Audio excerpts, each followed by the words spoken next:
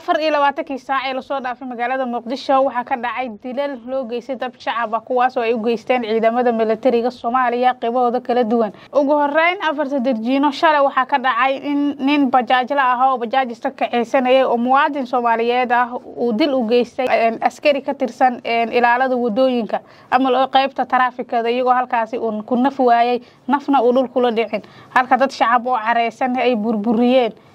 sidoo kalena iyagoo banaanbax dhigaya ay dab qabasiiyeen gaari u lahaa booliiska Soomaaliyeed. Dhinaca kale iyadana xaafada Soonakey ee degmada Hodan ee magaalada Muqdisho askari ka tirsan militariga Soomaaliyeed ayaa rasaas ku furay dad shacab ah oo goobta dhoobnaa kuwa oo ka careysnaa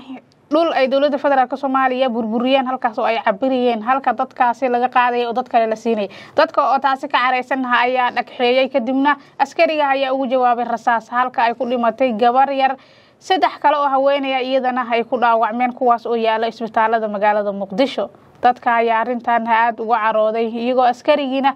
la xiray sida ay sheegeen hase ahaatee dadka shacabka ayaanan ku quusanaynin inay dhulkaasi ka guuraan halka dawladda ay iyadana doonaysa in dhulkaasi mar kale ay ka faramaroojiso.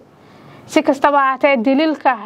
isu soo tarayay 24 saac ka dhacay magaalada Muqdisho kuwaas oo ay geysanayaan militariga Soomaaliya ayaa ah mid ay dadka siyaabo badan uga hadleen halka dad shacab ah oo aan hubaysnayn looga jawaabo rasaas aysan dhigaynin dastuurka iyo sidoo kale xeerarka u yaala Soomaaliya. Afhayeenka booliiska Soomaaliya oo hadlay ayaa ka hadlay dhacdada afarta darjiino isagoo aan soo hadal qaadin dhacdada ka dhacday xaafada Soonakey ee degmada Hodan taas oo ay dad ku dhinteen ayaa hadana markii uu ka hadlayay dhacdadan ka dhacday afarta darjiino waxa uu ku nuuxnuuxsaday in uu xiran yahay askariga maxkamadana la keenay doono cid ku shaqada lehna ay arintaasi gudi doonto hase ahaatee waxa uu si dhinaca kale digniin u diray isagoo sheegay in lagu raad joogana dadkii ka faa'iideystay shaqaaqadaasi iyo rabshooyinkaasi ka dhacay afarta darjiino kuwaas oo gubay ayuu yiri hanti shacab ama hanti dadweyne ay leeyihiin oo ula jeeday gaariga booliiska Soomaaliyeed ee dadka careysan ay halkaasi ku gubeen. Dhinaca kalena digniin u diray in dadka Soomaaliyeed aysan caradooda soo bandhigin iyagoo dhibaato u geysanaya hantida qaranka. Hase ahaatee dad badan oo ka faalooda arintan amniga iyo sidoo kale militariga ayaa sheegaya in ururka Al-Shabaab ay bishan barakeysan ee Ramadaan laabeen dagaalkii ay kula jireen dawladda federaalka Soomaaliya ayna ahayd in aysan ku mashquulin dawladda dhulkan iyo sidoo kale in shacabkan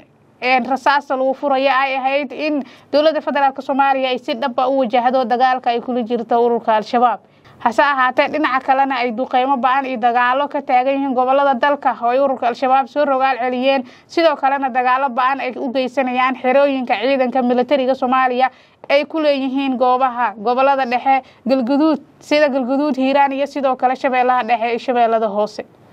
Si kastaba ahaatee dilkan ay geysanayaan militariga Soomaaliya sidoo kalena ay u geysanayaan shacabka ayaa ah mid soo noqotay iyadoo dhawaan ahayd min bajaajla ah